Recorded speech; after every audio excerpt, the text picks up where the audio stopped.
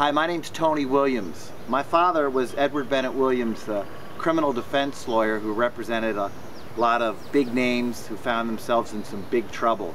He had the head of the mob, Frank Costello, and he found himself facing some criminal charges. Jimmy Hoffa, the Teamster, had Senator Joe McCarthy during the communist witch hunt. Anyhow, you get the idea. Big people, big trouble would come and see him. In the 1980s, he found himself trying to keep Michael Milken, the junk bond king, out of jail for some financial irregularities, I guess you'd say. And he got a phone call during that time period that Mother Teresa would like to come and see him at his office. Now, he was used to some accused sinners coming into the office, not so much living saints, but he said of course he'd be happy to see Mother Teresa. There was a lot of curiosity, a lot of speculation, a lot of excitement why Mother Teresa was coming to see him.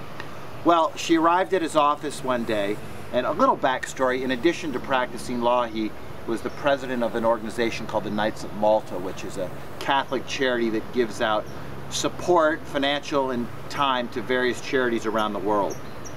Well, she came into his office and sat down, and in her beautiful voice, in her diminutive way and spirit, said that she was coming in need of a few $1 million for her charities in Calcutta and in other poor regions of the world. And she knew that the Knights of Malta supported many charities and was hoping my father could earmark some money for Mother Teresa's causes. And he was impressed by her pitch, but very politely and very clearly explained to her that all the money had already been earmarked for other charities for the next 2 years, that her request was coming in rather unexpected and last minute, and that he had to decline her and say no to Mother Teresa. Well, she furrowed her brow and looked down and said, "Mr. Williams, give me your hand. Let us pray." He gave her her hand and closed his eyes, and they said a prayer. And then she finished the prayer and opened up and gave her pitch for the money again. She was asking for a few $1 million. And he said, "Mother Teresa, and he politely and firmly explained that they didn't have the money. She grabbed, "Let us pray, Mr. Williams." Close. They said another prayer.